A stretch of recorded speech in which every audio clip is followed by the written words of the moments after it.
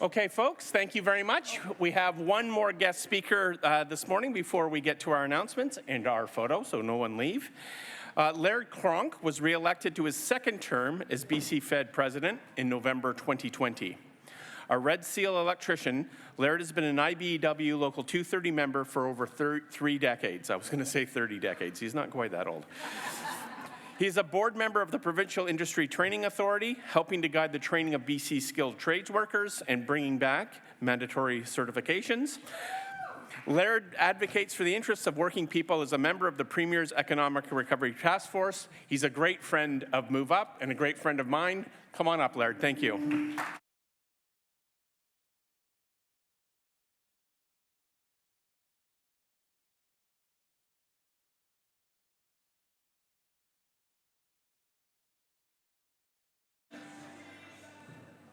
Good morning. Good morning. I am super excited and happy to be here. I managed to make it over last night on the BC Ferry, unionized service in British Columbia from Victoria. And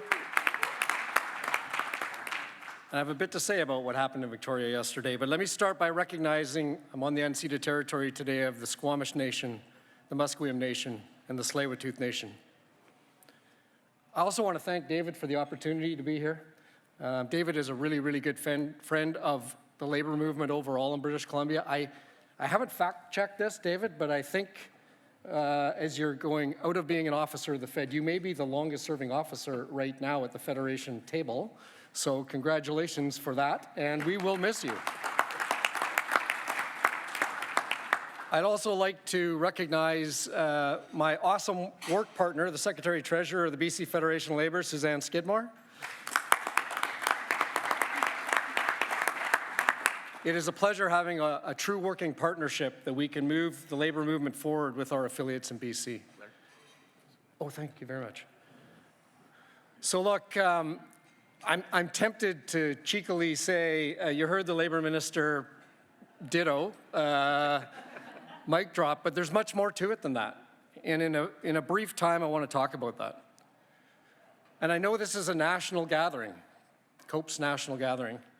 So there are all sorts of experiences from across the country with different provincial and territorial governments. And I know British Columbia right now, and we didn't used to be this way, is somewhat unique. We have an NDP majority government. That's kind of like a Halley's Comet in British Columbia. And our job at the Federation of Labour when that happened was for Suzanne and I to bring the affiliates of the Federation together, some 500,000 members of the affiliated unions who bring greetings. I bring greetings on their behalf today, to say, what do we have in common during this unusual time of a progressive government? What do we have that we're not going to fight about together? What can we put a circle around and go get for working people in this province? And that's been our job for the better part of the last 3.5 years. But I have to tell you, and you heard granularly most of the pieces of the speech that I would have given from the Labour Minister, some really good things that this government has done. But there's a bigger story, and the story is ours. The story is the labour movements. Nothing happens, even with the most progressive government anywhere in this land, unless working people stand together in solidarity, put a circle around what they agree on, have a singular, undividable message, make the public space, make the arguments, and make sure the government does it. And that's our job in British Columbia. Look, we went through 16 years, and I'm sorry to hear political elections going on across the country as late as yesterday, and the devastating effect that will likely have on many working people. We faced 16 years in British Columbia of a BC Liberal government, which it should be illegal to use the word liberal for that government. It was anything but that. It would make Mike Harris smile, that government, every day, for my Ontario friends. They decimated our employment standards branch. You heard that from the Labour Minister. They destroyed our labour code, made it almost impossible to organize. I come out of the building trades. In 16 years, we went from 55,000 members to 35,000. Not because there was less people or less construction in British Columbia, because they tilted the playing field impossibly. They ruined the WCB, and I don't have time this morning to tell you the heartbreaking, incredibly heartbreaking and tragic stories of workers who have been forced back to work by a cookie-cutter insurance company style many of whom were re-injured and re-traumatized because of the destruction of a Liberal government. But our challenge was to do this: 16 years of yelling at empty buildings, 16 years of never being at the table, only on the menu, 16 years of disrespect. How did we move, and how do we move? And some good things happening now, from protest to progress. That was our challenge. And you have incredible pent-up desire to make change immediately after 16 years. And David, on our officers' table and the affiliate officers have many, many discussions in our executive council about how we accomplish this. Well, let me say it in just very short order.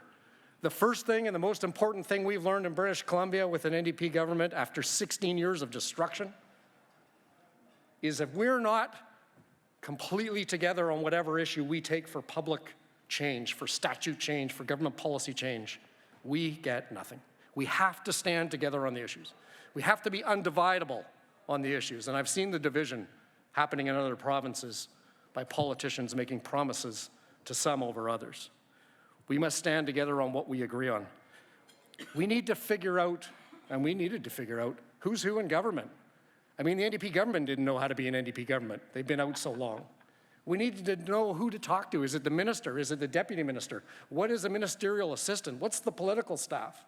How does all that work? Oh, there's priorities and accountability committee. That can scuttle something. There's a treasury board committee. Which ministers sit on that? We had to learn all of that, and it takes time to build those relationships. The good news is we were welcomed in the rooms. Didn't always agree with each other, but to this day we are welcomed in the room, from the Premier's office to the Labour Minister to every hallway in Victoria. Here's an incredibly important one. We need to make the public space and the argument, and there's two really important things about this. One is it needs to be kitchen table tested arguments. It needs to be coffee shop tested arguments. We have fantastic ideas, but if they're not put into a language and a narrative that the general public can say, that makes sense, or at least be in the battle at the kitchen table argument, we make ourselves happy, but we don't move the dial at all. We need to find that narrative. You heard the Labour Minister today in talking about going back to what I used to always call automatic certification. Talk about if your signature is good enough for a mortgage or a driver's license. We created that narrative in British Columbia. We served it up to the government and the public. It's our interest to make those things that people say, wow, that just makes sense. This is explicitly important for us to do. We need to make the space, and the last piece of it is we need to bring worker stories forward. That's our secret weapon. It's not my voice or Suzanne's voice or David's voice. It's voices in the workplace, but it's the voices of workers. I could talk to you for an hour about the destruction of WCB. And I don't have time to tell you a particular story this morning, but if I told you a 5-minute story about Mr. Snyder and what they did to him and how they cut off his benefits even though his hand was injured and his medical expert said he couldn't go back to work. And he had to go back to work, and the saw took his hand. And then they downgraded his pay because when he went back, he made less money. That story will be with you forever over an hour of statistics. We need to bring our incredibly important workers' stories to the forefront, and we will make change. We need politicians to be uncomfortable when they lay down at night because they can't get that image out of their head. We've been doing this in British Columbia. The Liberals decimated our structure. Just in this last session, and Suzanne and I were over with a host of officers of the Federation to pay respect to what this government just did through a long legislative session, none of which would have happened if it wasn't for workers and unions making the space, the arguments, the relationships. None of it would have happened. But we have friends, and we did those things, and we figured it out over the last 3.5 years. Is it perfect? Perhaps not. But let me tell you what happened. Just in this session, and this isn't everything, just a few, and you heard the minister say it, we went from obliterating, and I'm a Red Seal electrician, obliterating compulsory trades in British Columbia. So your employer decides whether you ever get an apprenticeship or go to school or get a trade ticket, and they hold you in impossibly low wages because you can't prove your worth on the job site. We're back to 10 compulsory trades in this province, and that's amazing. we were the worst in the country on, as you heard the minister say, on, I don't know if he said worst in the country, but on asbestos protections for workers. And we have, and there's work left to be done on this. Don't get me wrong, the legislation is there, but we need to put more meat on the bones of delivery.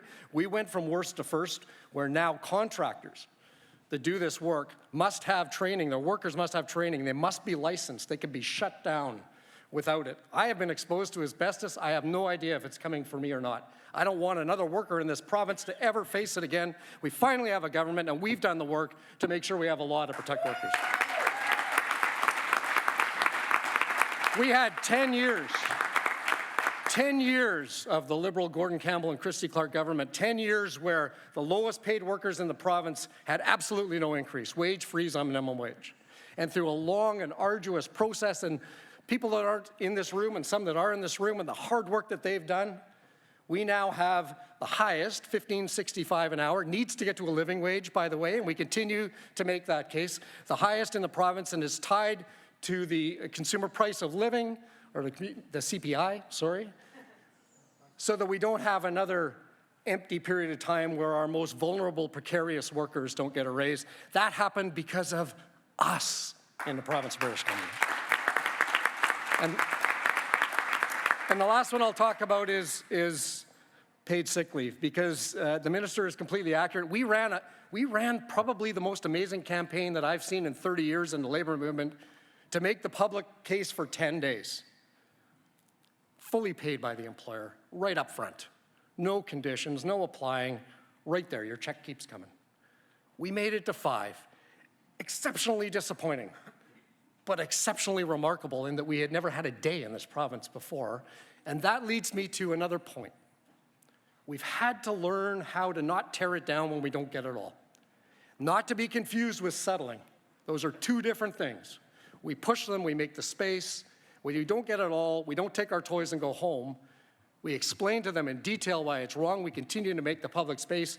We are like the incredible tortoise that keeps lapping the hare because we never go back, we never go sideways, we can't be divided. We continue to make progress in the province of British Columbia as a labor movement.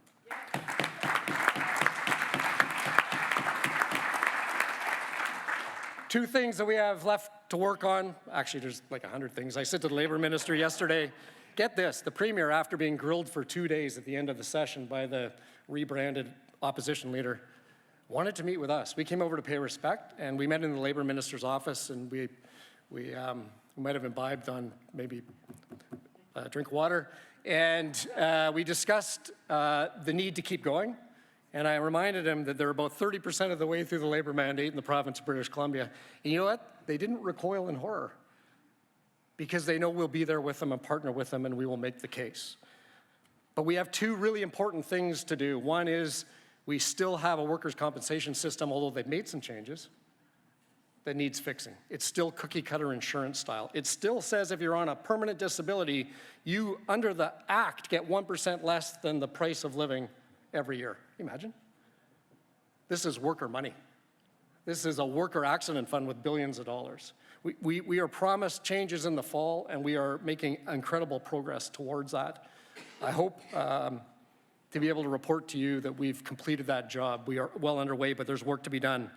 And the other one, and I didn't hear him talk about this one, and it's so important.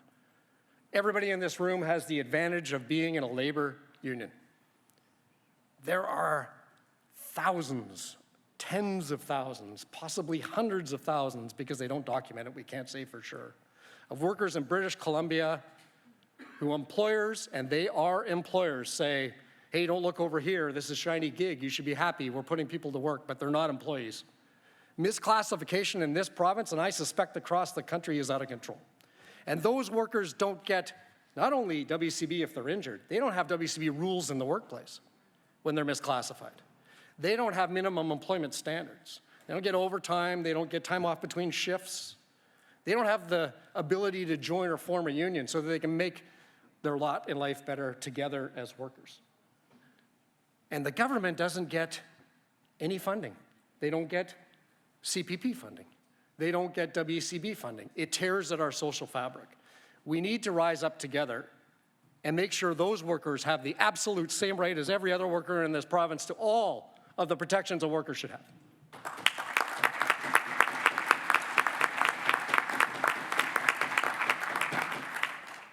Last but not least, we did get card check. It removes the barrier. One-step certification, call it what you will. People have been working on this for so long, well, 21 years.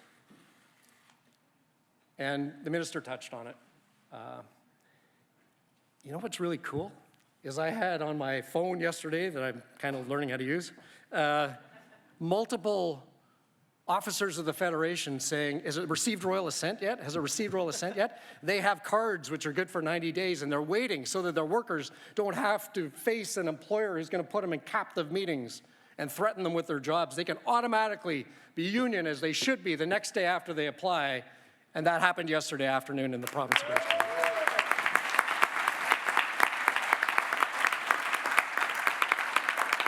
My friends, the Labour Minister is a good friend of ours, the Premier as well. They've done some really good things. None of it happens without us. This is our story with them. We make the space, we make the arguments, we made the relationships. We figured out that we needed to stand together on the issues and not be dividable. And together we're making change. We've done a lot. There is still much more and some important things to do. I am so appreciative of having moved up at the Federation of Labour, always there at the officers, always there at our Executive Council, always there in our committees, always there at our conventions, lots of resolutions. You participate, you care, you make change. It heartens me to know you're here today in person, slogging away at the great stuff we do. The magic happens when we're together. Keep up the fantastic work. Keep up the solidarity. Together we will finish this job. Thank you and have a wonderful convention. Awesome. Very well done. Thank you.